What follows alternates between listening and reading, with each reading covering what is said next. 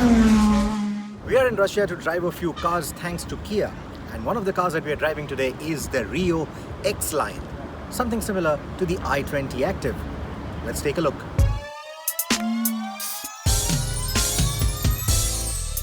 In theory, the Rio X line is to the Rio hatch what the i20 Active is to the Elite i20, and then some. The Rio and the Elite i20 are platform siblings too, but the Kia Rio isn't a sub-4 meter hatchback.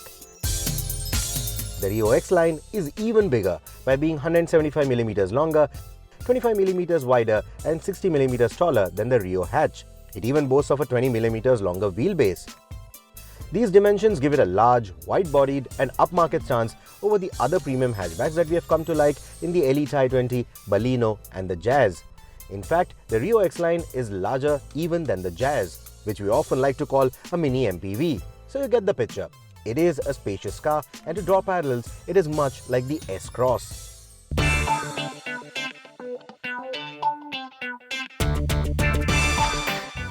Compared to the Rio hatchback, it wears a more rugged cladding all around, and hence the X-line suffix. The Russians particularly like that sort of a thing, since it provides additional protection for the metal parts against corrosive debris that the region's snowy and rainy weather likes to kick up very often. Think of it to be similar to a protective bumper for your phone's shiny bezels. Things like the roof rails and the scuff plates complete the beefy look.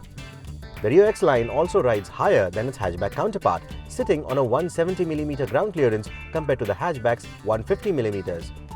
That not only works better in theory against potholes and speed humps, but also makes easier ingress and egress compared to what I remember of the low-riding Rio that I drove in New Delhi.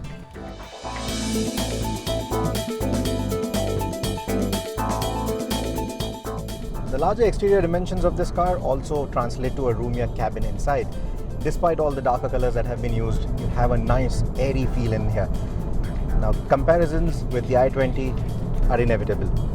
We've always said that the i20 has a very premium feel to its cabin. It feels much better than some of its competition, and this car actually takes it a couple of notches higher.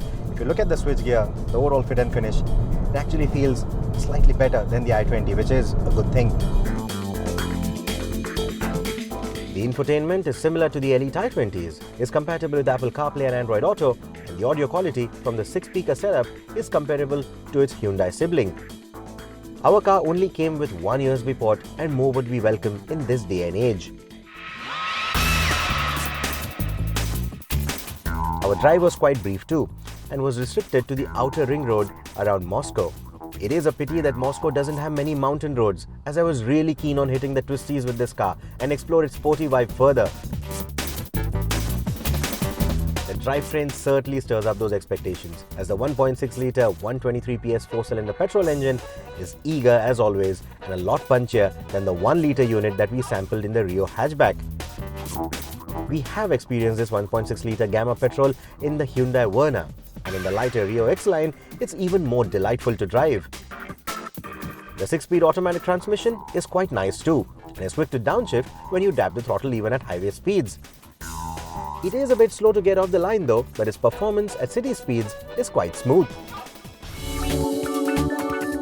Unsurprisingly, the Rio X line feels a little bit better than the hatchback that we drove, and that left us impressed. It is quite a likeable package for its drivetrain refinement, space and well-appointed cabin. It also looks sportier than its hatchback counterpart. We believe that Kia is watching this space quite closely for its Indian operations. A premium hatchback or a low-riding crossover is certainly on the cards then, but it will be interesting to see if the car maker decides to go with the flow and creates a sub-4 meter hatchback to keep prices and specs competitive, or takes the game forward by introducing a larger and more premium alternative to the best hatchbacks currently on offer in India. I strongly believe that our market is now ready for the latter.